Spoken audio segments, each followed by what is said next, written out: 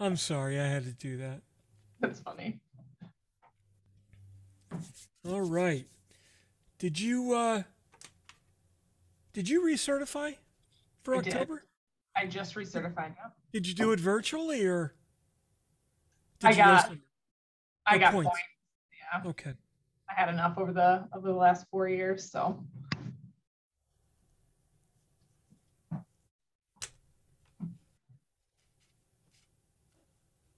I want to make sure you're recertified good.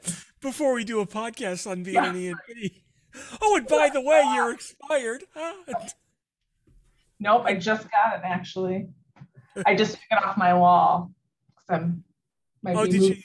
did you like the nice little box they sent? I do. Yeah. It is That was nice. cool. And you got a new pin and everything? I did. I That's still cool. have my original pen too that you got when you took it. Oh, So really? I haven't lost it yet. Nobody's stolen it yet. I lose all that shit within a week of getting it. Right. Some people have junk drawers full, but I Yeah, lose it. definitely. Okay. All right, cool.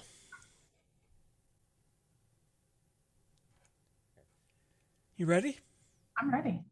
Okay. Are you ready? Uh, I was born ready. Yeah, there you go. Good answer. That's the answer, right? I That's was the born that's the right ready. answer. Hey, it's Fletcher. I'm Vice President of Public Safety at 911 Inform.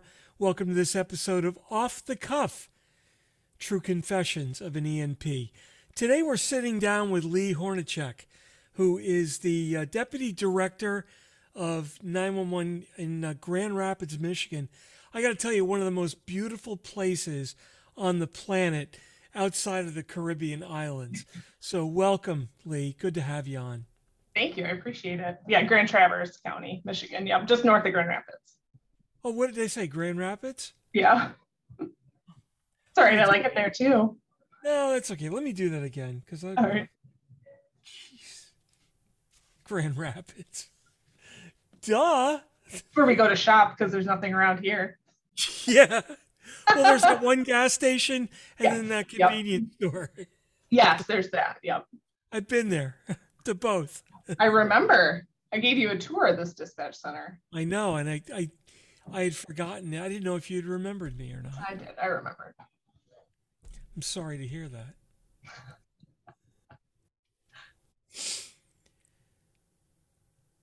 Hey, it's Fletch. I'm Vice President of Public Safety at 911 Inform. Welcome to this episode of Off the Cuff, True Confessions of an ENP. Today we're sitting down with Leah Hornacek, who is the Deputy Director of the Grand Traverse 911 Center up in Michigan, one of the most beautiful places on the planet. Leah, welcome and thanks so much for joining us. Thank you. I really appreciate it. How long have you been in public safety? 14 years. I'm just about to hit 14 years. Oh my gosh. So you Yeah. started what when you were like 8? Yes. Yep. I was tall for 8-year-old. Yep. See Got what I right did in. there? That's pretty good, right? I appreciate that.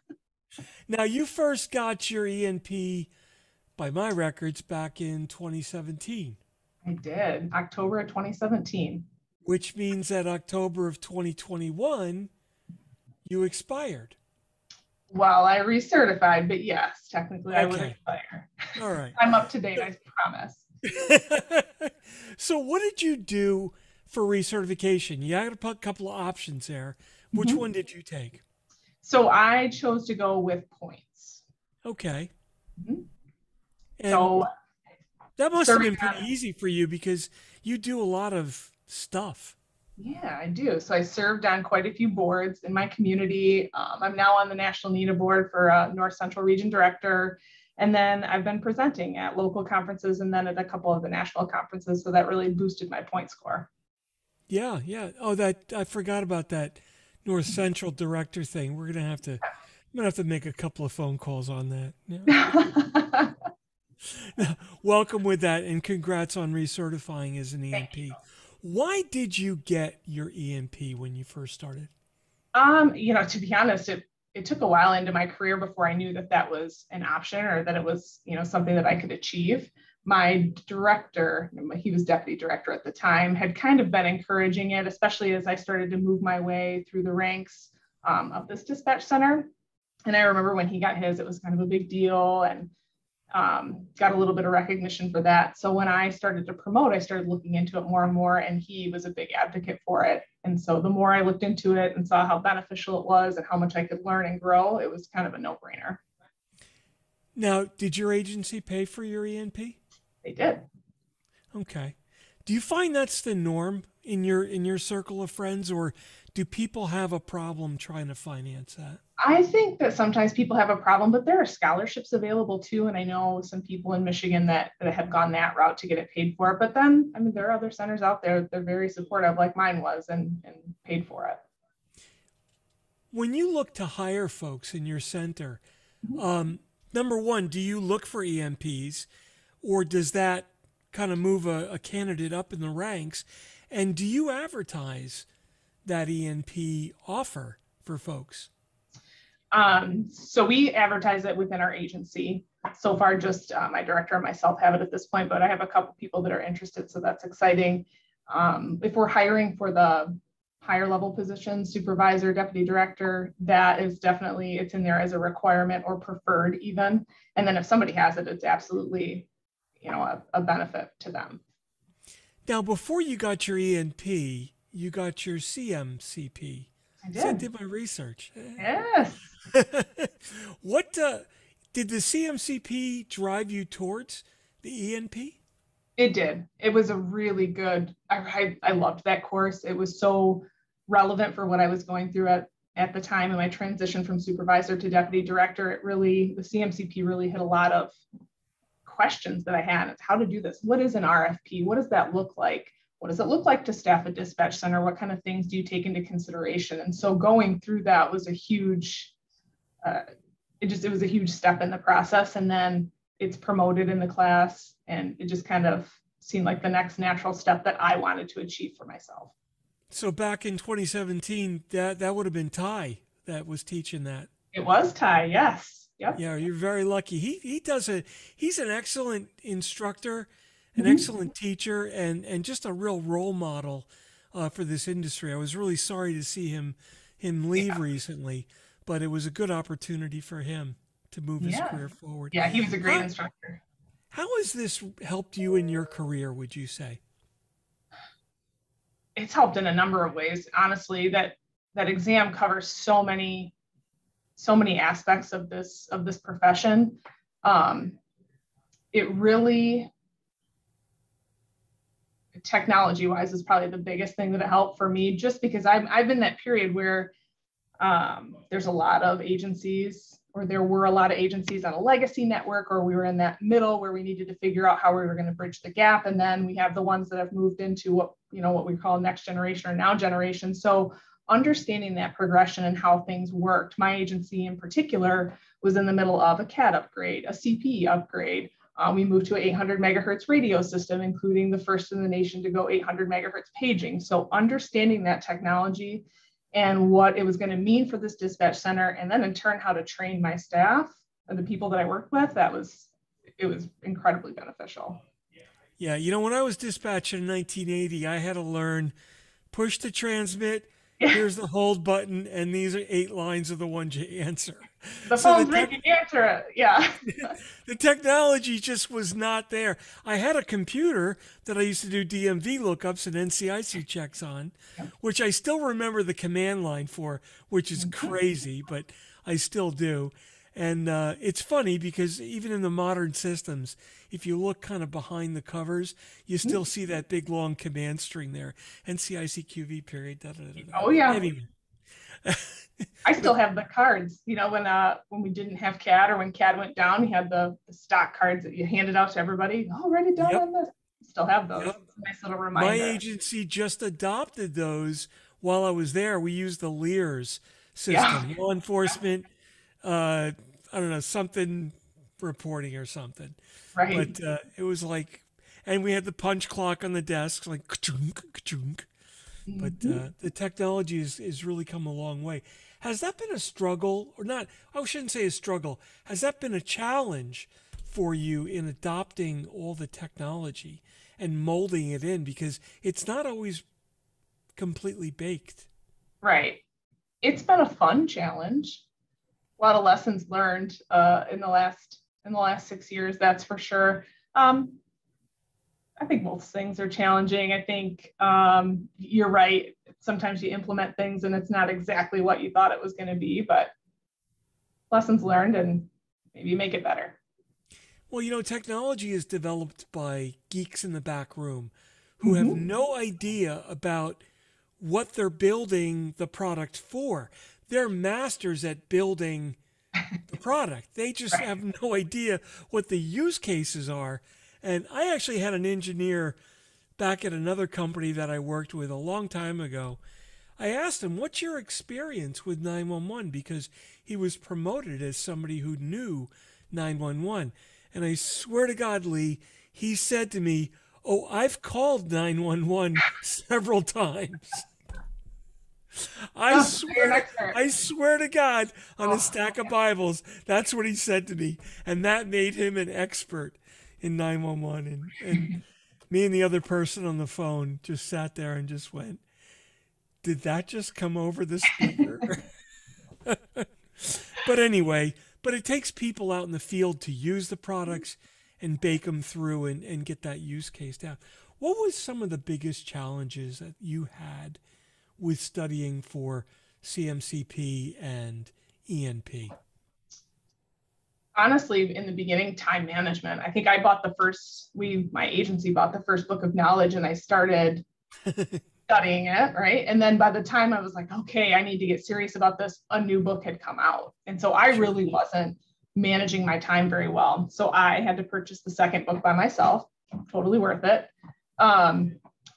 And set a standard. Like, okay, I'm going to set time aside to study. I'm going to pick my test date and I need to be ready by then. And that really gave me a lot of motivation to keep moving forward because I knew I had a test in front of me. Not setting that test date really didn't help me at all in the beginning. So that was something I had to overcome and do. And then really just understanding the legacy networks going into next gen and how those bridge. That was a little tricky, but it's almost one of those things too. Like once you get it, it clicks. You're like, oh yeah, I've seen that in action. I know exactly what that is. And so I would say that. Where are you guys at in Grand Traverse with Next Gen now in Michigan in general? We actually are in a pretty good spot. We're on an IP-based network. We kind of have the latest and greatest here. I mean, people are really fortunate and they like it, but then it kind of opens up that door for how much is too much. How much are they expected to look at and do and bring in? Because really at this point, the possibilities are endless, which is exciting and terrifying, I think, at the same time. Well, that's it. You turn on the fire hose, but you realize there's a crap ton of water in there. Yeah, it is. So, Did you have any challenge? Did you have any challenges when you migrated over, and did your certifications help you with those challenges? I think my certifications definitely helped me because I could speak the language. There's a lot of acronyms in there. Not too many challenges, really just time. I think, waiting for vendors to cut over and trying to bridge that gap in the meantime, and something's not functioning the way it is or the way that it's supposed to because you're kind of in that limbo period and making sure that all your bases are covered. So not too many huge issues, but small things here and there.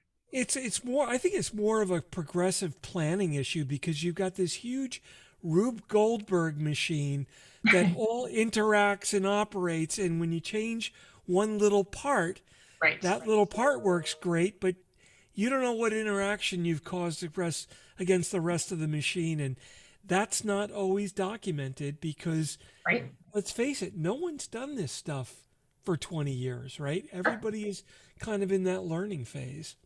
Exactly.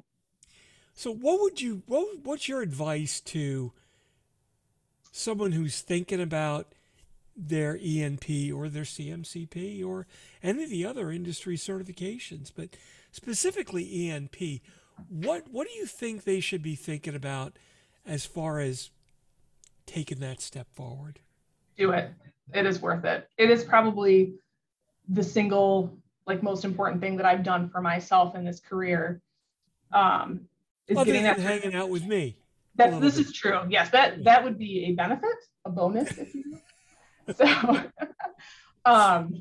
yeah, it really has been so worth it for me and helped me keep growing. Honestly, it was such a learning experience as it happened, and then as you continue and you recertify and you expose yourself to other experiences and new technology, you really do keep growing, and that ENP helps you do that.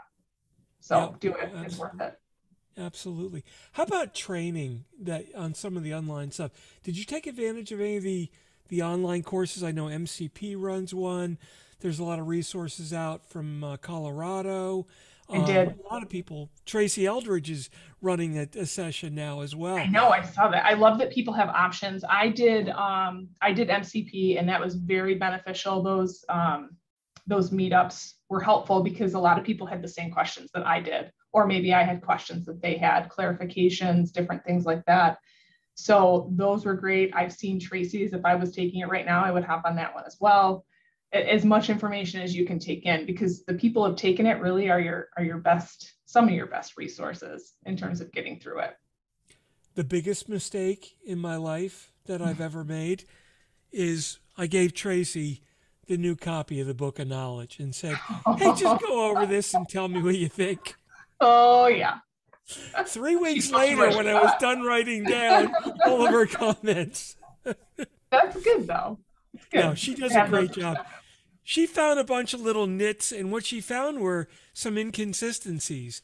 Sure. And it was explained one way here and explained another way here, and people could take it 2 different ways. Sure. And you know what? A third, fourth set of eyes on something is always great. She's got a set of eyes like anybody who knows her, but I can only imagine what her training class is like. I obviously haven't taken it, but I've heard a lot of good things. I am certain she keeps people engaged. Yep. No, absolutely. Well, listen, I really appreciate you sitting down with me. I appreciate all of your input. Thanks for being an ENP. Thanks for doing all you do. You've really come through this whole industry as a call taker, as a supervisor, as a deputy director. You have your sights even further? Maybe. We'll see. We'll see what happens in the next month or so. Does your boss have to worry? He might. He might have to worry. I know him too. Yes, you do. All right. Well, listen, thanks so much for sitting down with me. Again, I really appreciate it. Best of luck in your career. Best of luck.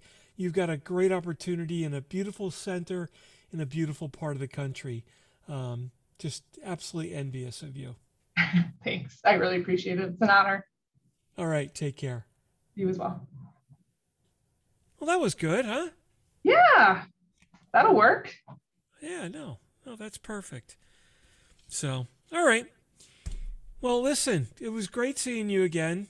You as well. Let me know if you're up in this area to visit. Yeah, no, I'm doing a lot of stuff with Melinda. Yes. Yep, I talk to her every once in a while. Tried to get on your birthday call the other day, but I couldn't get in. Oh, yeah, no kidding. Yeah. She told me that. Yeah, I was down in Troy, and I was like, oh, I'll be back in the hotel by that time. I can get on the Wi-Fi, and it was not having it. So I'm like, I messaged her. I'm like, I'm so sorry. That's, you know what? She told me that you were trying to get in, and I'm like, oh, how sweet. That was great. Yeah. But, yeah, it was good. It was my pre-birthday brain aneurysm call. So. Oh, geez. Yeah. But, hey, whatever. But thanks for trying. That really, I mean, I'm honored. I really am. So mad. So, hey, what's happening with the state on their RFP? On which? On MLTS. Oh, I don't know. They keep pushing it back and pushing it back and pushing it back. I heard they renewed the Red Sky contract. I might have heard that as well. Oh my God. So we'll see. That's costing them a fortune. Yeah. Oh yeah. They do a lot of fun things at the state level. Unbelievable. Yeah. Unbelievable. Oh, well, what are you going to do? I know. How do you like a 911 Inform? Oh, my God. I love it here. This Really? is unbelievable. These guys are building everything that I wanted to build at Avaya. Oh, And we that's got it started, and I got, yep. you know, they're like, oh no, find an outside vendor to build it. And I got Kevin at 911 Secure to build a lot of stuff, and he did a great job.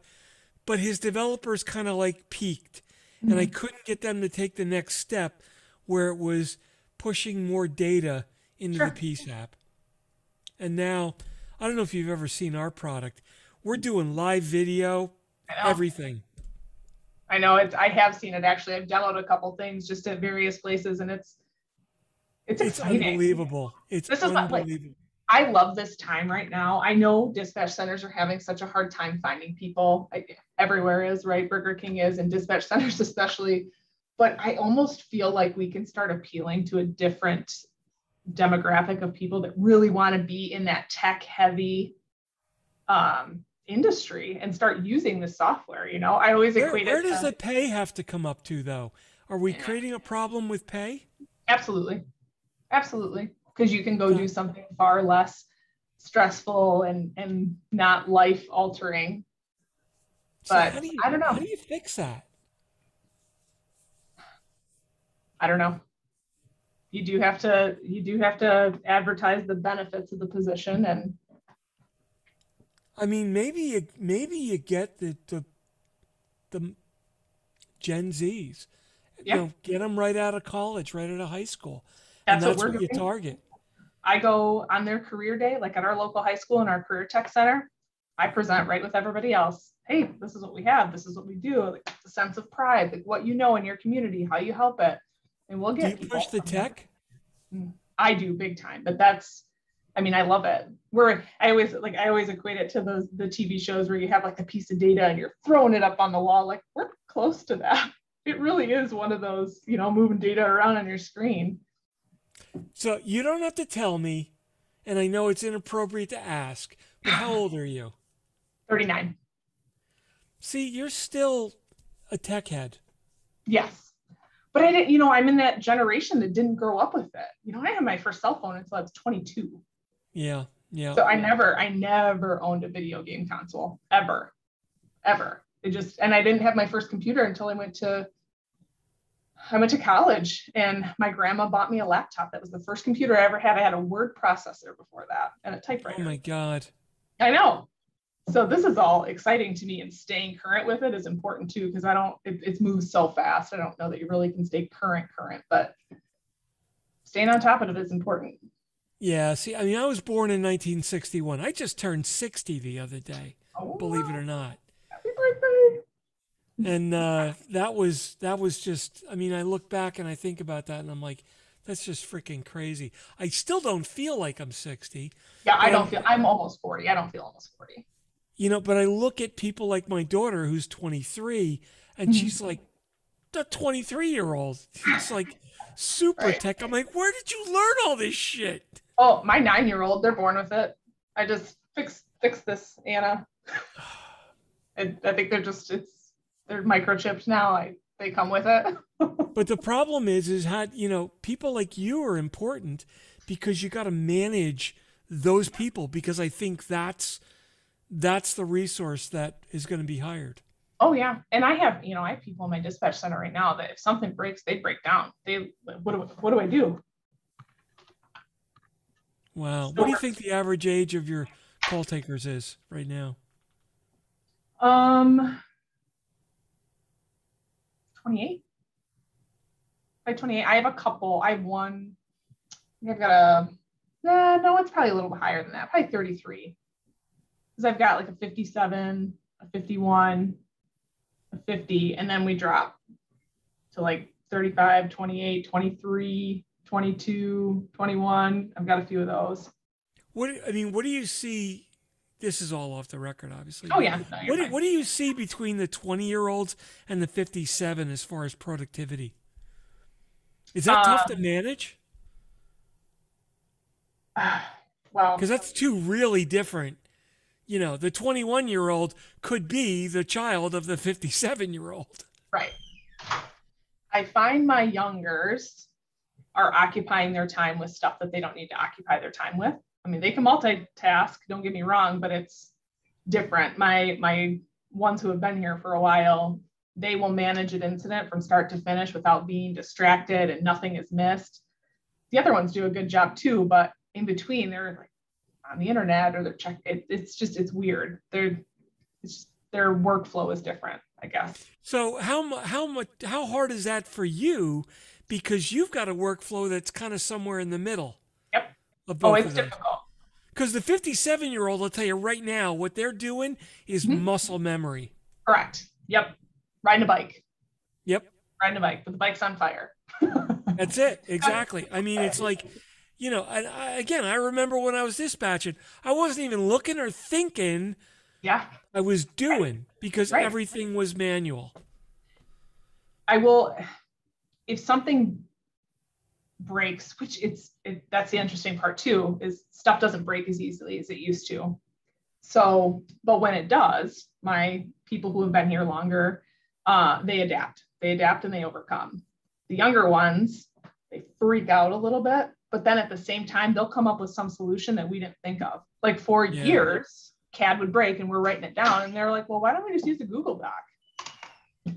That's genius. Keep track of everything. It's, just different things like that. They both have different qualities that they fit.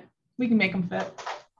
Amazing. So, and by the way, for the record, NCICQV period NJ0191800 period LIC/123ABC period LIS/New Jersey. LIS listserv, yeah, right. That and the dot matrix. I'll never get that sound out of my head, like the dot matrix printer. Oh yeah, folding up the sheets. Piles of green bar on the floor. Yes. Yes. Yep.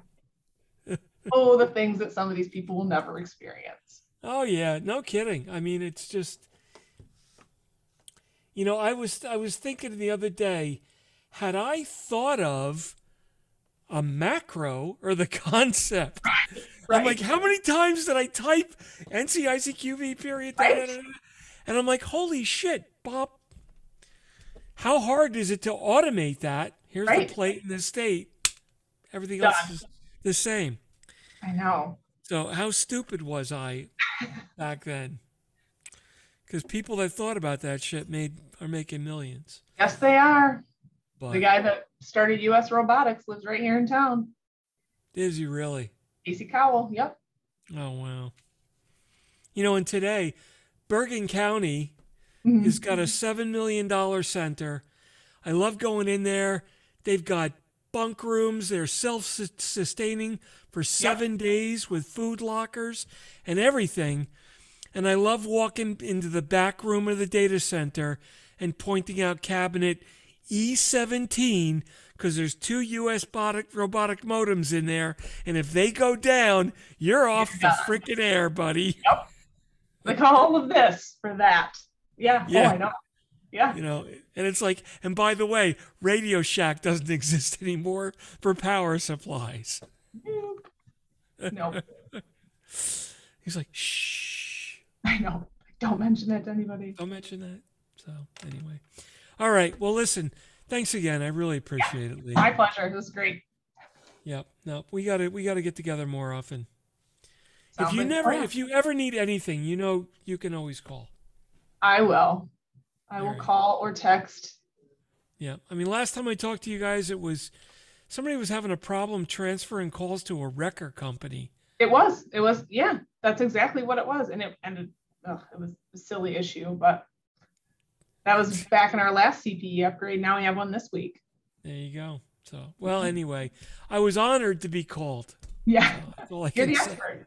Call the expert. Right. Call Mark. Call Fletch. Got it. Thanks very much. I appreciate it. We'll see you later. Have a great day. Thanks again. Bye-bye. Bye-bye.